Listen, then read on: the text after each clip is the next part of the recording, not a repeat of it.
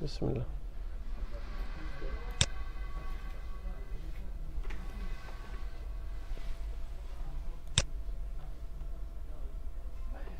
Yeah, it just crashed.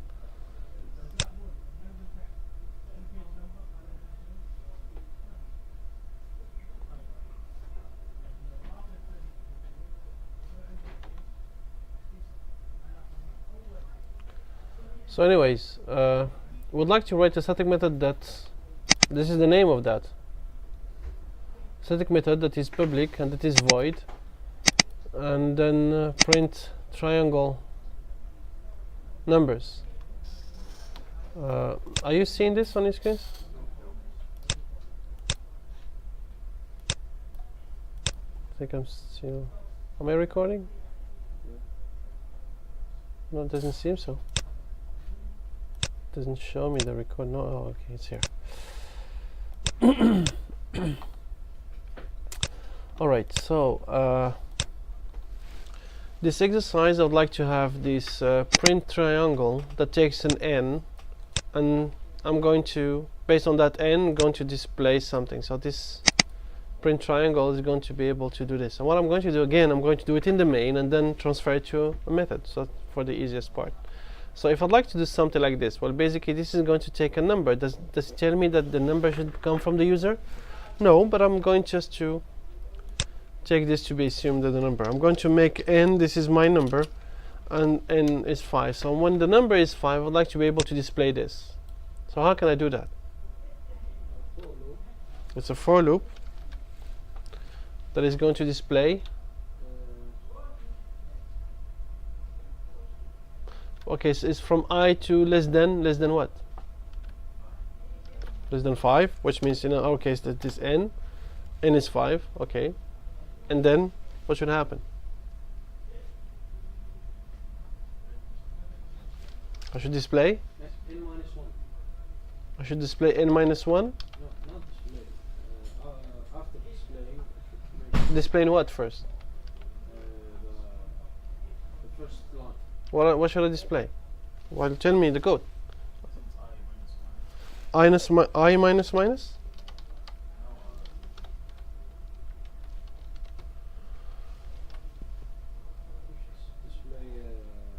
The first thing I should display is 1. Yeah, I. So what did I display? 1. I? And we should change I from 0 to 1. And We should change it from 0 to 1. And make I and n bigger and equal.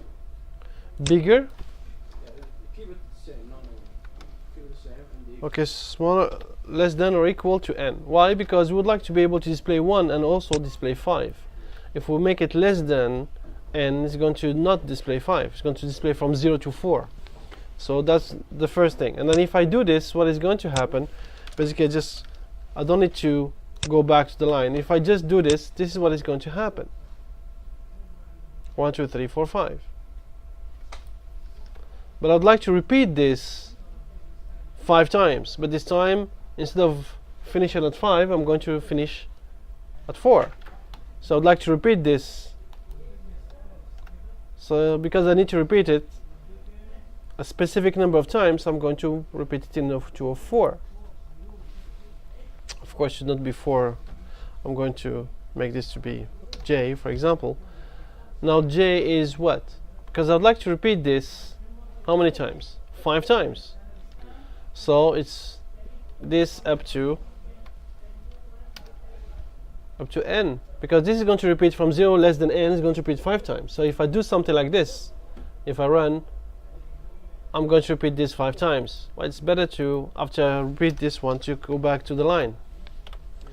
So just to see that I'm going to repeat this 5 times, which is what I want, except that I don't want to always display the remaining. Yeah, we should put n minus 1. Which means this should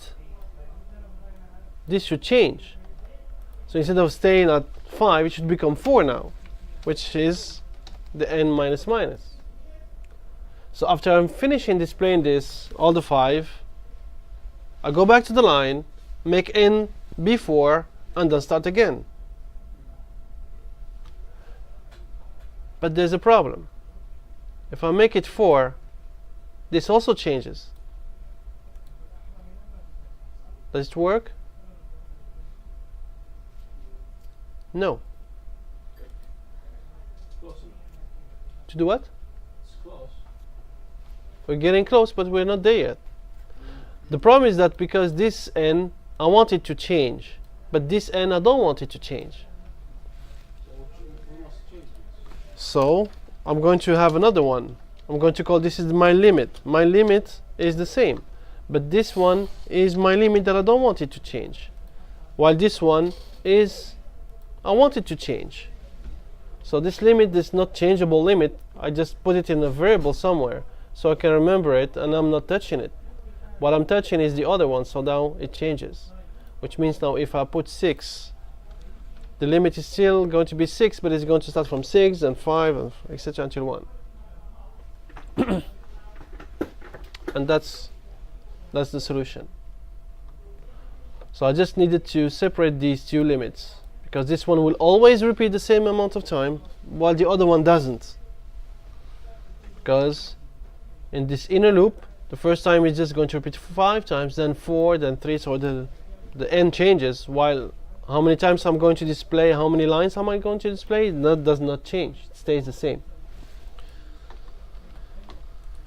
So if I test it with 3 just to make sure it works, it should be working. Now let's create this.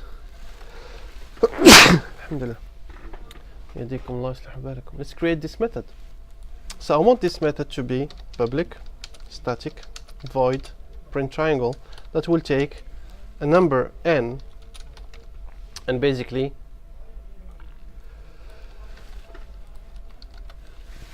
Alhamdulillah, you take everything. Thank you. Alhamdulillah. يهديكم الله يصلح بالكم. I just got the things wrong. Then I'm going to just to call that the print triangle with the, for example, 3. I don't need to have this variable here, because I just if I print it with 3 or with 5 and 6, whatever, so it's going just to print them all, just to have a separator between them so I can see this working. Now I can see this is going to work because I just copied the code.